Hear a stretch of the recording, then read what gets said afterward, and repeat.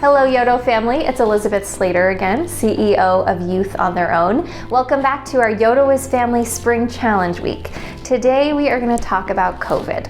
So many of you have reached out to us over the past year to ask how you can support our students. They really struggled. They weren't able to be at school in person, they lost jobs, some of them got sick, and some of them lost family members. And YOTO tried to be the support that was really there to keep them on track and in school. And we couldn't have done that without you. Donors stepped up and they restocked our mini mall. You upped your financial contributions so that we could give COVID supplements to our students. And you really showed us what it looks like when the community comes together to support our youth. And they did it. They stuck with it. They stayed in school. We're so proud of them for navigating the past year. One of our other YOTO family members, business owner Bernard Tamling, had a really inspiring story that he shared with us recently about how his company wasn't able to just get by during COVID, but how they actually helped other people stay safe. And so we asked him to share his story with you today. Enjoy. Like everyone else, the COVID pandemic hit us very hard. Our customers were calling us and telling us that their plants were shut down due to the COVID pandemic, and therefore our teams of people were not allowed to be working on their sites. And we were blindsided by this news. We were worried about what was going to happen to our company and to our employees. My brother and I operate an environmental company. Our company does hazardous material emergency response, and we do chemical waste management for our clients. Our team of employees handle the chemical and hazardous waste for various oil and gas companies, public utility companies, and all kinds of manufacturing plants across the USA. Not only could COVID shut down and devastate our company and our employees, but I knew it would also affect our ability to continue to support Youth on Their Own. For the past 10 years or so, our company has been able to support Youth on Their Own, and I was afraid that this COVID downturn could jeopardize that support. I love the work that Youth on Their Own does. I can think of no more noble purpose than helping those eager, hardworking youth of Tucson to graduate from high school, especially those students who face so many obstacles. I am so impressed with the staff of Youth on Their Own, and I'm so proud of the students of Youth on Their Own.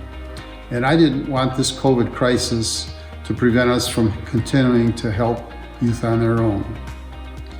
But then something happened, something changed. It was because of the COVID crisis that our company was able to find a new way to solve our clients' problems. Since our teams were already trained in dealing with hazardous emergency situations, and our warehouse was already stocked with their personal protective equipment, when our clients asked if we could help them by sanitizing their manufacturing plants and keep them free from COVID, our people pivoted and jumped into action. We were able to help many essential companies get their plants sanitized and up and running again by sending in our teams that were working day and night to do this. We were able to help hospitals, doctors' offices, government buildings, courtrooms, jails, and all types of manufacturing plants. We were able to be part of helping essential workers get back to work and supply the essential services and products that our country so desperately needed during those times.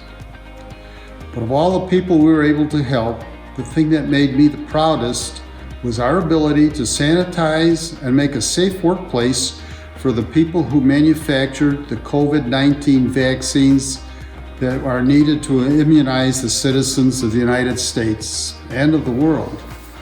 It was a very emotional moment for me when I saw trucks rolling out of the plants loaded with the COVID vaccines, heading all across the United States, and knowing that our people had a direct role in keeping those manufacturing plants open so those essential workers could produce the vaccines. I was filled with hope that together this nation was going to make it through this crisis, and that our employees were going to be okay, and that we would be able to continue to support Youth on Their Own. Wow, thank you Bernie for all you do for YOTO and for your community. We're so happy to have you in the YOTO family. And to close out today, I want to introduce you to Vanessa. Vanessa is one of our YOTO ambassadors who not only battled COVID, but so many other challenges over the past year, and she's here to tell you her story. My name is Vanessa Silva. I graduated from Sunnyside High School May of 2020. My grandparents, they were the main ones that were there for me throughout my whole life and taught me what I know now, did for me what my own parents couldn't, My counselor, she was wonderful. She's the one that recommended me to go to YOTO. I got a job when I was in my senior year, right when I turned 18. But YOTO definitely helped me in regards to the cap and gowns and as well as the yearbook. So during COVID, I transitioned from working part-time to full-time. But while I was working full-time, I ended up getting COVID. First thing when I I didn't feel good, I got a fever. And it was the 22nd of June when I got admitted to the hospital. I did experience a bad case of COVID, you could say. It was just a really painful experience, and me getting COVID brought awareness to all my family. I ended up living with my aunt during this time. I miss living with my grandparents, but I know that I can't go back just because I go to sometimes I have to go to the U of A, or I just have to do some errands. I just wish that this whole pandemic could be over with, just so I could go back to them, or I could just visit them more often, because feeling of missing them, it's just really hard and difficult right now. But I know just FaceTiming them is the best way to communicate and best way to keep in touch with them. I'm currently attending the U of A online full-time. I do have this position as being a YOTO ambassador, and all the other ambassadors, they're so nice, and all the people that work in this organization are absolutely wonderful. Not a lot of people know about our situation, or a lot of us tend to be quiet about it, but there's these people that they grew up with a different upbringing than us, but they share compassion for us, and it's just it's amazing. I really appreciated the time that they took, and not only helping myself but other YOTO students in our unique situation. And to our YOTO supporters, just know that we really do appreciate anything that you do donate.